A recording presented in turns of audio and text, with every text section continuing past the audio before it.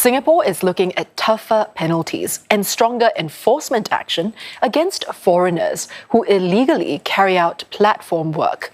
This could mean legislative changes and even banning offenders from all major platforms for 2 years. It's part of 10 recommendations by a work group that engaged platform workers for 2 months to understand their concerns. Some issues raised include foreigners using the accounts of locals to work or offer unauthorised point-to-point rides.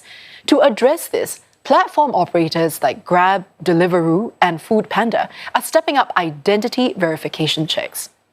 Now, members of the public can also alert the authorities of any illegal platform work through dedicated channels online. Such tip-offs have helped the Land Transport Authority to catch 5 drivers who used messaging platforms like Telegram to provide rides in the past month. Nasyrah tells us more. These drivers have been competing with foreign registered cars for trips in, out, and even around Singapore.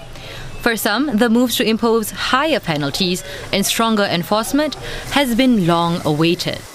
I hope the government will push very hard. At least 3 months, one time they do. Illegal cars keep on coming in and out, so I will jeopardize our rice bowl. Since July this year, 73 foreign registered vehicles were caught, providing illegal point-to-point services around Singapore and at land checkpoints. We are looking to work more closely with online platforms for them to take down illegal advertising on point-to-point services. Where they are uncooperative, we will look at legislation that we already have to see whether we need to strengthen them. This might include the Online Criminal Harms Act or the Point-to-Point Transport Industry Act. Locals who let foreigners use their accounts could also be banned from all major platforms for at least 2 years. But authorities say such incidents are rare. Based on the Manpower Ministry's investigations of 644 delivery workers, only 4 foreigners were arrested without valid work passes.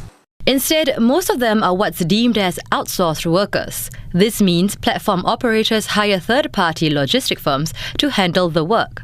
Such firms, in turn, may employ foreigners who are valid work permit holders. If the public sees that there's anyone doing illegal platform work like offering a ride in Singapore using a foreign registered car, they can report it to the authorities through dedicated channels. While it may be cheaper to get a ride through Telegram, it could be dangerous to do so. That's why they are stepping up efforts to educate the public on the safety risks. Signs like these will be put up at bus stops and other waiting areas to remind commuters. Authorities also warn that insurance policies will not cover incidents that happen while using unlicensed vehicles. Now, some platform operators are already stepping up efforts to detect and prevent foreigners from impersonating local workers. Under the new recommendations, they're also being urged to be transparent in payment and incentive schemes, while encouraging workers to prioritise their health and safety, as Chok reports. Facial recognition like this is one way food delivery riders identify themselves before they begin taking orders each day. But it's not foolproof. Platforms like Grab investigate about 10 cases of failed verification each month, out of nearly 1 million checks. To tackle this, at least 2 platforms want to increase the frequency of detection, though not all riders are on board. I think if need to selfie more than 5 or 6 times a day will be interrupting the delivery.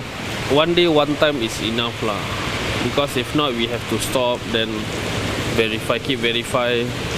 Like they will eat up our time. Still, operators say it's necessary to prevent and detect account misuse. They're also looking to prioritize platform workers over outsourced ones when booking shifts in high-demand areas where there are potentially better and more consistent jobs. These recommendations will be implemented in phases.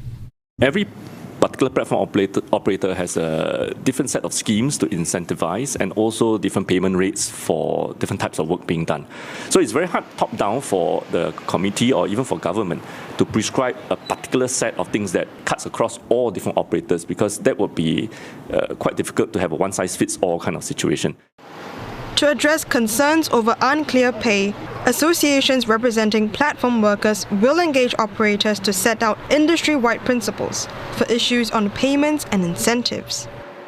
So the focus is more around bringing transparency and visibility to the incentive schemes rather than changing them. And transparency, we will double down on our effort. We have been communicating our incentive schemes on the app, on the rider website. But I do believe there is an emphasis, and we should follow on that emphasis on bringing more understanding around how the incentive schemes work. Incentive schemes should not encourage overwork.